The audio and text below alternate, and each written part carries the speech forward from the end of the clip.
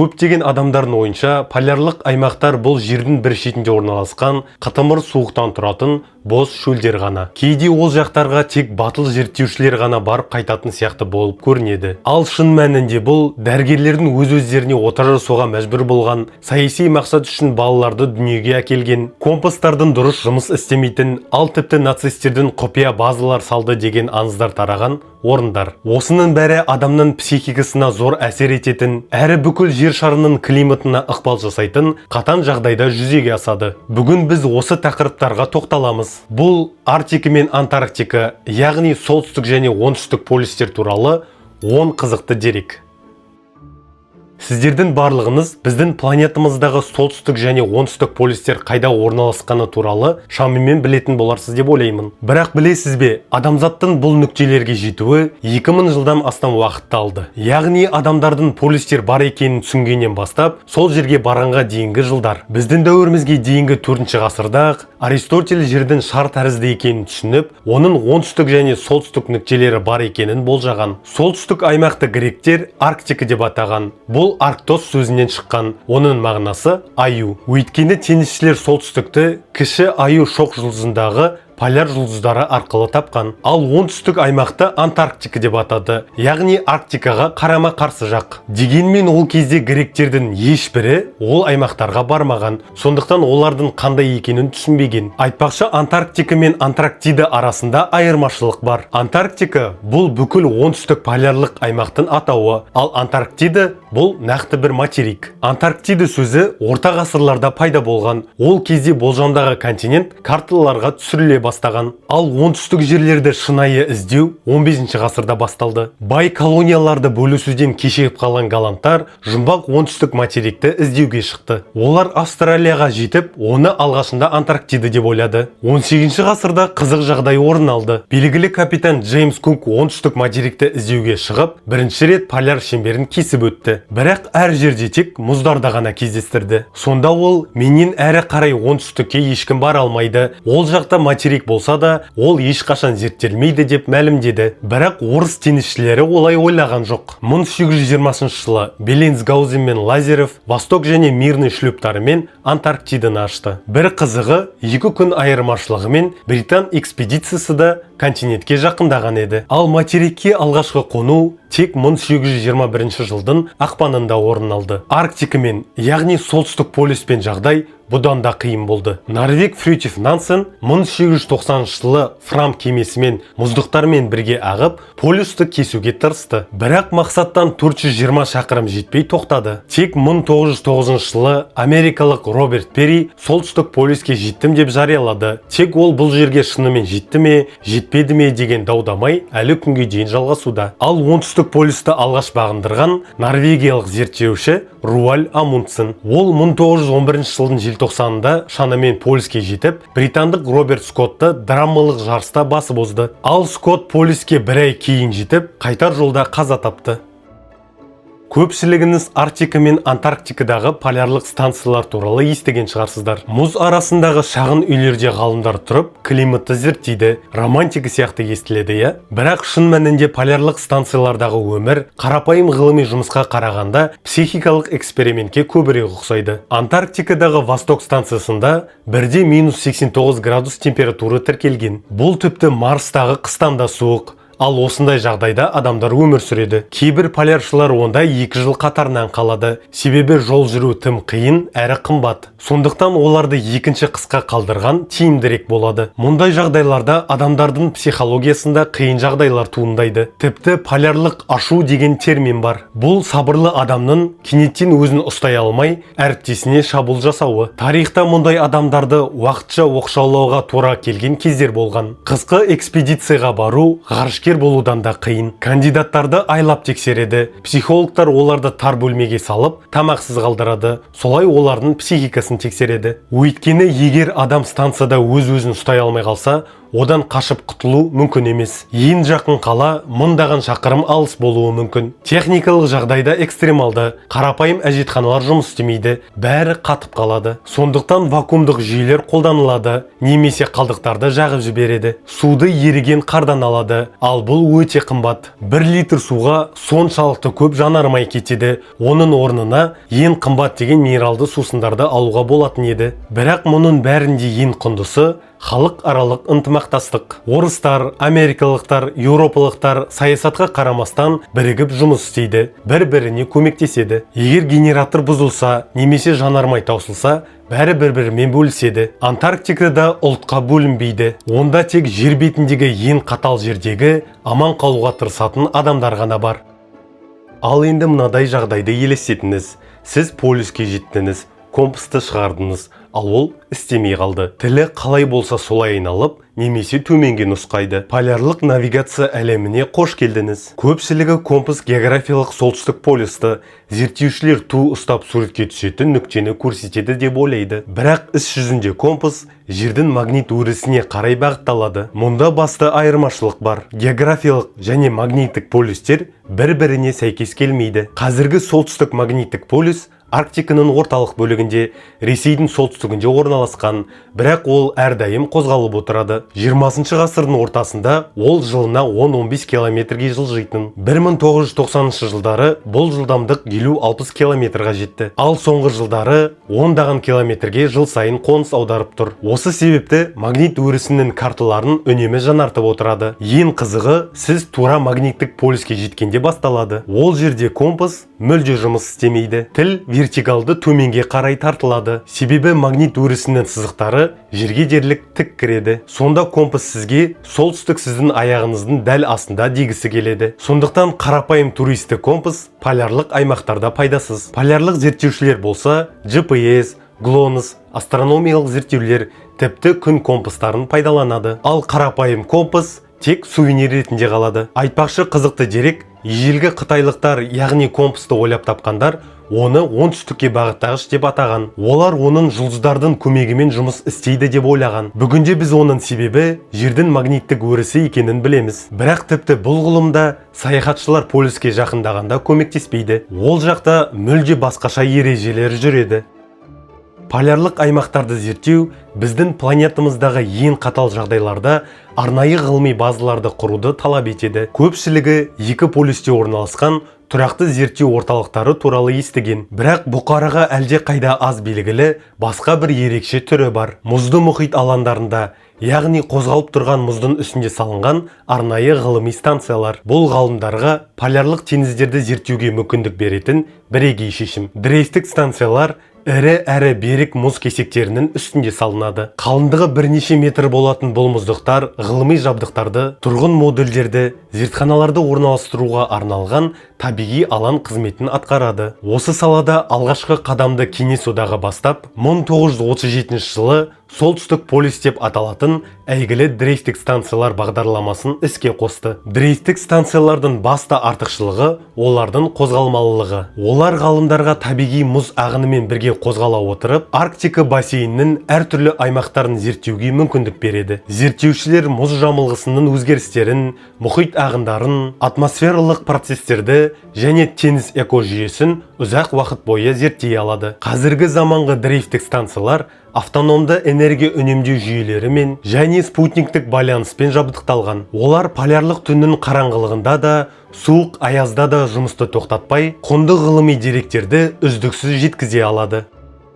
Иттер оңтүстік полюсті зерттеуде өте маңызды рөл атқарды. Олар Руаль Амундсеннің Норвегиялық экспедициясының табысының кілті және Роберт Скоттың британдық командасының қасіретінің себебі болды. 1911 жылдың желтоқсанында дәл ит жегілген шаналардың артықшылығы полярлық жарыстың тағдырын шешті. Амундсен Антарктидаға 115 гренландиялық итті әкелді. Олардың ішінде жолда туылған күшіктер де болды. Солардың ішінен 52-сі полюске аттанды. Бұл жануарлар мыңдаған жылдар бойы арктикалық жағдайларға бейімделіп келген. Олар талғамсыз тамақтанып, қатты аязға төтеп беретін қалың қос қабатты жүнге ие болды. Норвегиялық зерттеуші алдын ала қатыгез, бірақ тиімді стратегияны ойластырды. Полюске жақындаған сайын әлсіз иттерді өлтіріп, мықтыларына азық етті. Тіпті экспедиция мүшелерінің өзі де иттерін жеп отырды. Ал Скотт болса 19 манчжуриялық понилер мен моторлы шаналарға сенім артты. Бұл өлімге әкелген қателік болды. Понилар қарға батып, терлеп,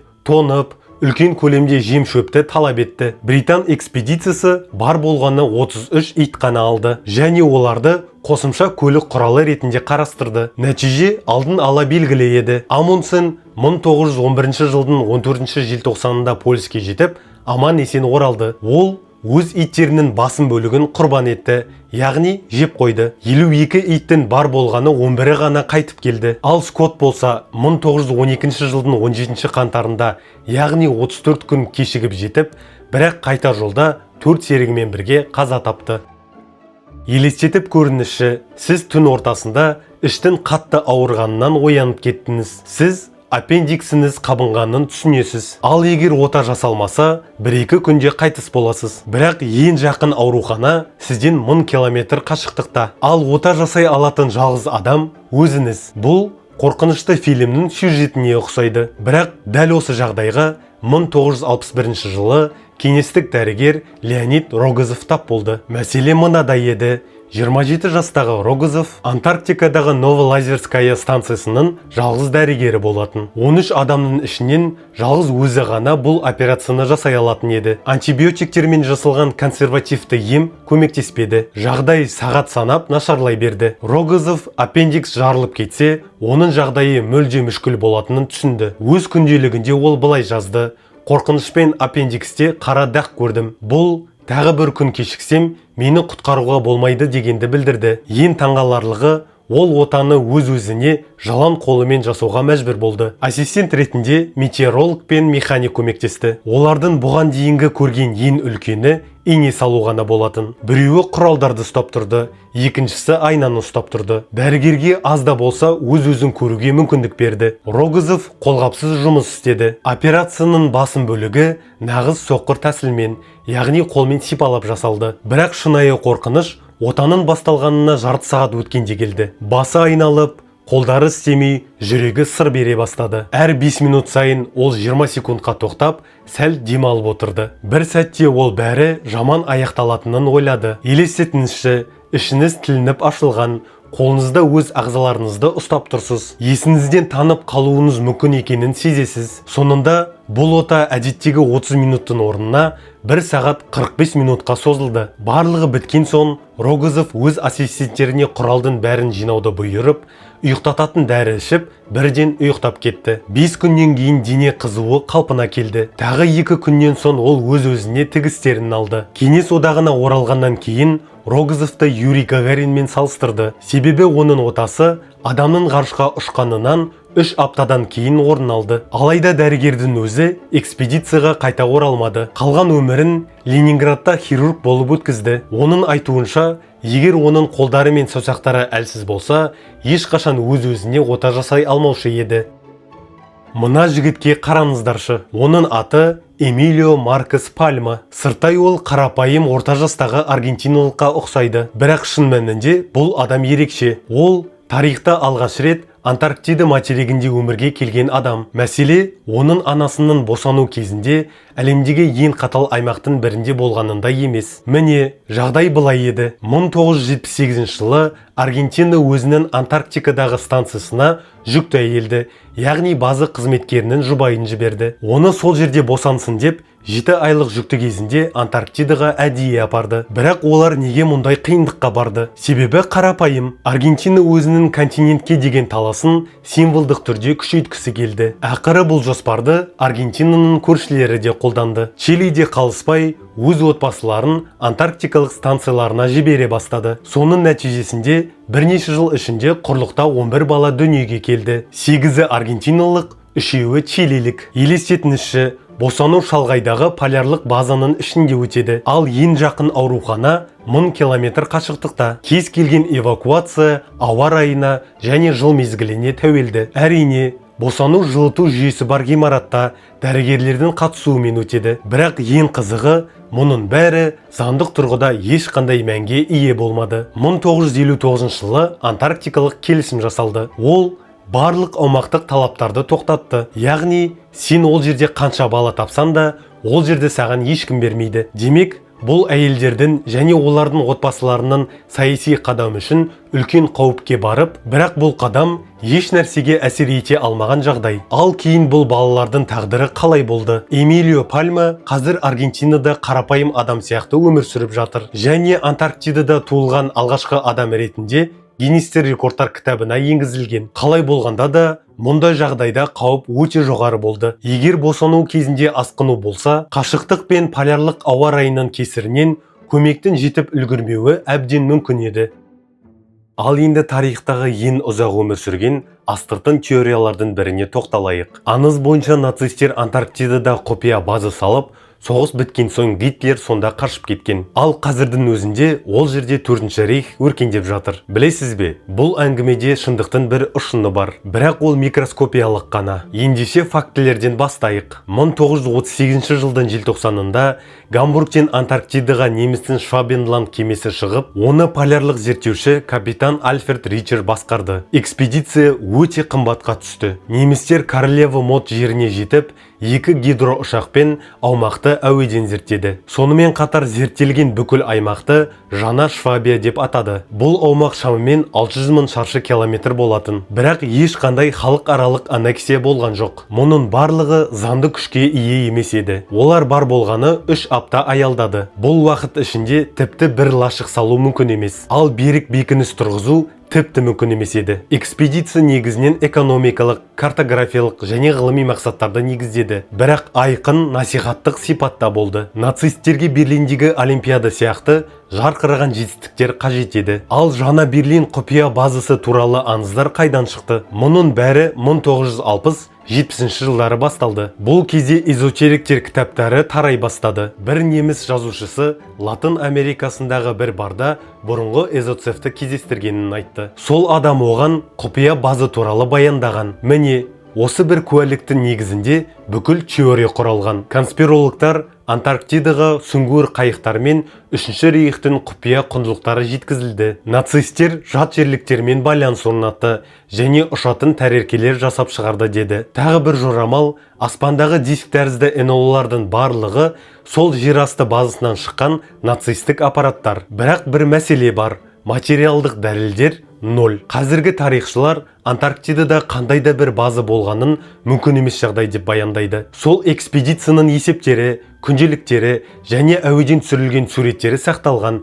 және қолжетімді. Онда ешқандай құпия жоқ, тек қарапайым ғылыми бақылаулар ғана бар. Иә, нацистер шынымен оккультизм және балама технологияларға қызыққан. Иә, олардың Аненербе атты қоғамы болған. Ол мистикалық артефактілерді іздеген. Бірақ бұл 3 апта ішінде Антарктидада база салып, жат жерліктермен байланыс орнатты дегенді білдірмейді. Тағы бір қызық жайт бар. 1946-47 жылдары америкалықтар адмирал Бёрдтың басқаруымен үлкен әскери экспедиция жіберді. Кей деректерге қарағанда, ол 1938 жылғы немістердің экспедициясынан бас тартқан. Ал кейін Америкаға полистен полиске жоғары жылдамдықпен ұша алатын дұшпаннан қауіп төнуі мүмкін деп баяндаған. Бірақ ол жерде әңгіме ұшатын тарелкалар жайында емес. Сол кезеңде полярлық бағыттармен ұшқан кеңестік ұшақтар жайында болды. Бірақ конспирологтар, егер америкалықтар соның ішінде жоғарғы шенді әскерилер бұндайды айтса, онда олар құпия нацистік база туралы білген деп тұжырымдады. Ақыры 3-ші рейхтің құпия базасы туралы миф әлі күнге дейін өмір сүреді.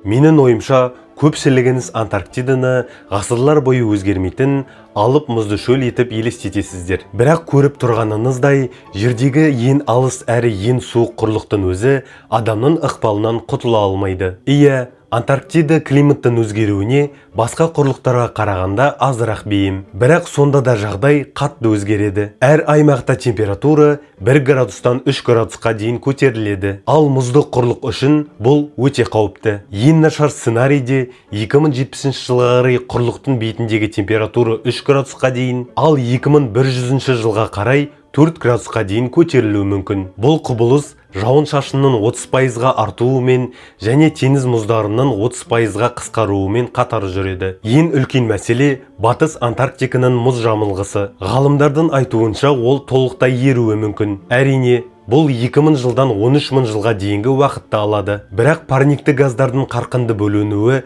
жағдайды қиындатып, уақыт 500 жылға дейін қысқаруы ықтимал. Егер бұл орын алса, дүниежүзілік мұхит деңгейі 3 метрге көтеріледі. Ал егер тау мұздықтары да еріп кетсе, оның деңгейі 4 метрге жетуі мүмкін. 2010 жылға қарай Антарктиданың мұздықтарының еруі дүниежүзілік мұхитқа шамамен 11 сантиметр қосты. Бұл аз көрінуі мүмкін, бірақ басқа мұздықтардың еруімен қосылғанда әсер апатты болады. Себебі мұхит деңгейінің көтерілуі 100 миллион адамға әсер етеді. Біріккен ұлттар ұйымының деректері бойынша тек Африканың өзінде 2030 жылға қарай 100 миллион адам зардап шегеді. Ал кейбір теңіз жағасындағы қалалар орта мерзімде мүлдем қолайсыз жерге айналады. 2050 жылға қарай солтүстік Африкадағы ондаған миллион адам қуаңшылық пен шөлейттенудің салдарынан үйлерін тастап кетуі мүмкін. Бұл климаттық босқындар Еуропаға және Евразияның ішкі бөлігіне қарай көшуге мәжбүр болады. Бұрынғы дағдарыстардағыдай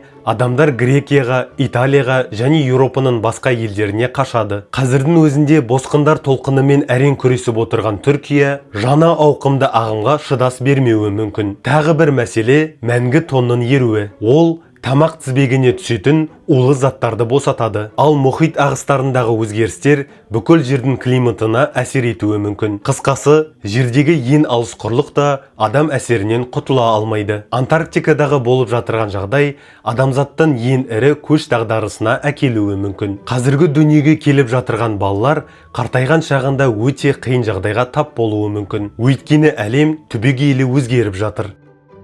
Енді ең қызық сұрақ, Антарктида кімге тиесілі? Жауабы сізді таңғалдыруы мүмкін. Алайда жоғарғы деректерде түсінгеніңіздей, ол ресми түрде ешкімге тиесілі емес. Бірақ бастапқыда бәрі әлде қайда күрделі еді. 1959 жылға дейін бұл елге бірден 7 ел талап қойды. Олар Аргентина, Чили, Норвегия, Англия, Франция, Австралия және Жаңа Зеландия. Айтпақшы, Кеңес одағы мен ақш олардың арасында болған жоқ. Барлығы мұзды құрлықтан өздерінің үлесін алғысы келді. Кейбір талаптар бір-бірімен қабаттасып, қақтығыстарға себеп болды. Мысалы, Аргентина, Чили және Британия бір аймақты қатар иеленгісі келді. Бірақ қырғи қабақ соғыстың қызған шағында дипломатия ғажайып жасады. 1959 жылы 12 мемлекет Антарктика туралы келісімге қол қойды. Бұл тарихтағы тұтас бір құрлықты демилитаризациялаған алғашқы келісім. Келісім барлық аумақтық талаптарды тоқтатты және Антарктиданы халықаралық зертхана деп жариялады. Бүгінде бұл құжатқа 54 мемлекет қол қойған. Құрлықты кеңесші кездесулер жүйесі басқарады. Онда шешімдер консенсус арқылы қабылданады. Мұнда кез келген әскери қызметке, ядролық сынақтарға, тіпті пайдалы қазбаларды өндіруге тыйым салынған. Ал Арктикада жағдай мүлдем басқаша.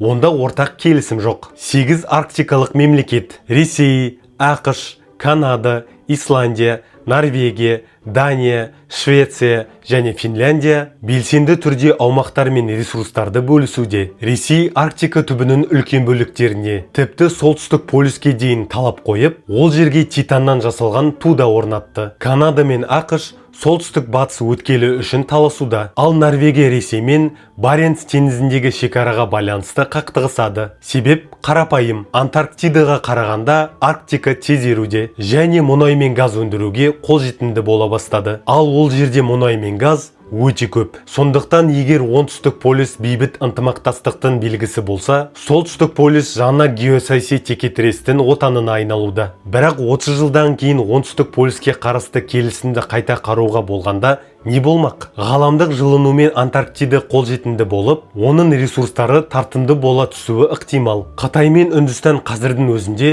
мұнда белсенді түрде ғылыми станциялар салуда. Мүмкін болашақ ұрпақ Антарктида үшін жаңа таласты көретін шығар. Әзірге бұл жер бетіндегі барша адамға ортақ жалғыз мекен. Кей адамдар климаттың өзгеруіне сенбейді. Ал сіздер бұған қалай қарайсыздар? Жауаптарыңызды пікірге жазыңыздар. Және лүпіл басып, арнаға жазылуды ұмытпаңыздар. Сіздермен бірге болған Нұрмұхан, сау болыңыздар.